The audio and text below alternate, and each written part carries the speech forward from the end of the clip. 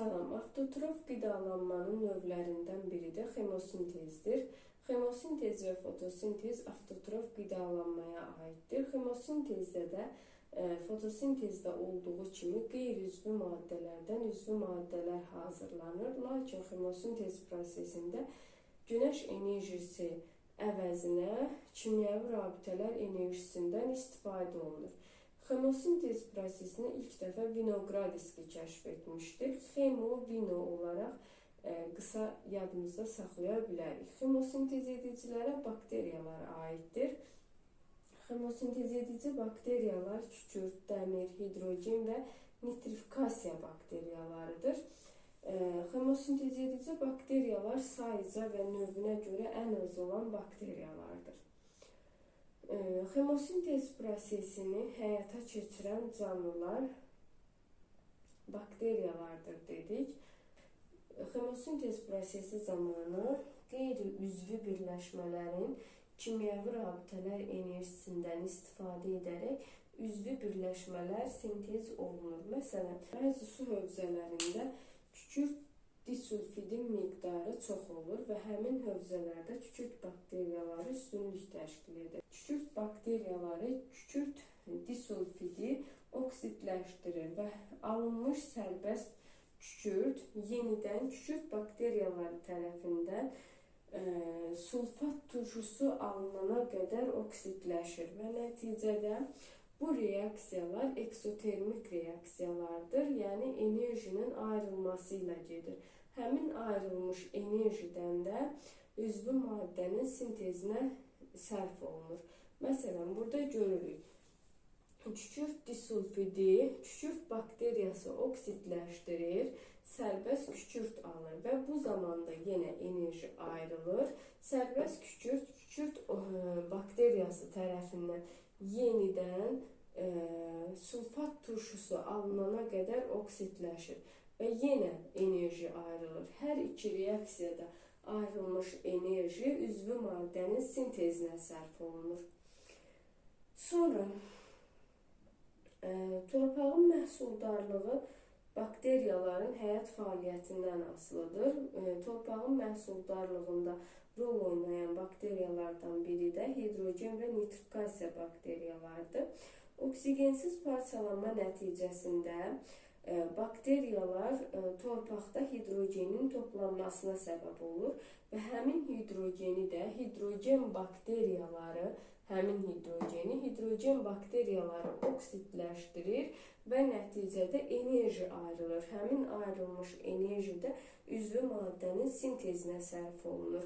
Eynilə nitrifikasiya bakteriyaların fəaliyyəti də buna oxşardır və təbiətdə azot dövranını təmin edən canlılardan ən mühümü bu bakteriyalardır.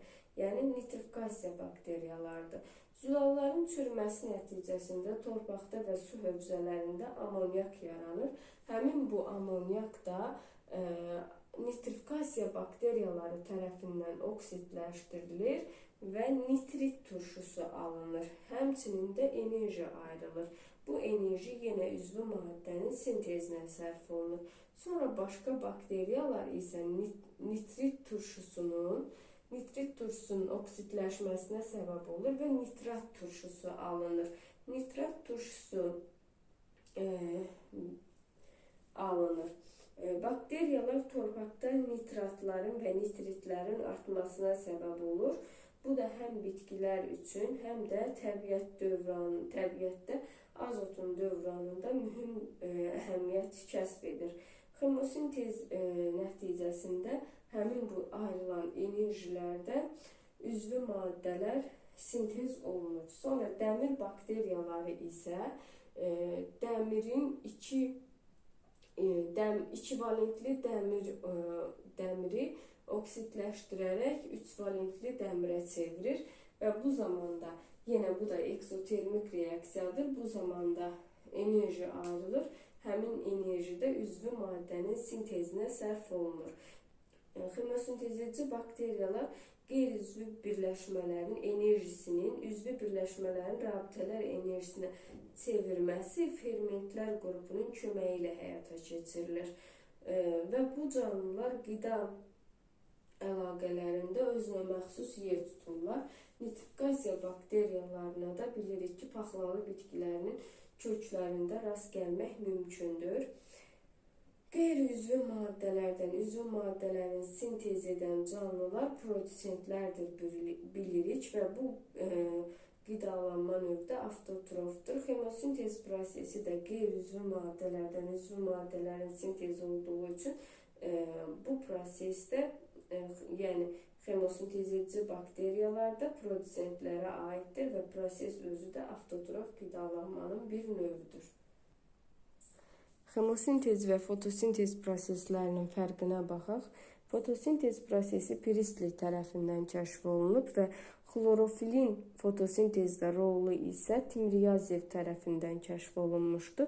Xemosintez prosesi isə Vinogradski tərəfindən kəşf olunub. Fotosintez prosesi 3 aləmdə, bitkilər, heyvanlar və bakteriyalar aləmində gedir. Xemosintez prosesi isə yalnız bir aləmdə, yəni bakteriyalar aləmində həyata keçirilir. Fotosintezdə işıq enerjisindən istifadə edir. Dedik, bitkilər enerjinin 1%-dən, xlorella isə 12%-dən istifadə edir. Lakin xemosintez prosesində kimyəvi rabitələr enerjisindən istifadə olunur. Fotosintez prosesində oksigen hüceyrə daxili tənəffüsə və havaya buraxılır. Xemosintez prosesində isə oksigen oksidləşməyə sərf olunur. Nəticədə alınan maddənin rabitələr enerjisi üzvü maddənin sintezinə sərf olunur. Fotosintez prosesində xlorofil iştirakı ilə həyata keçirilir. Xemosintez prosesində isə xlorofil yoxdur.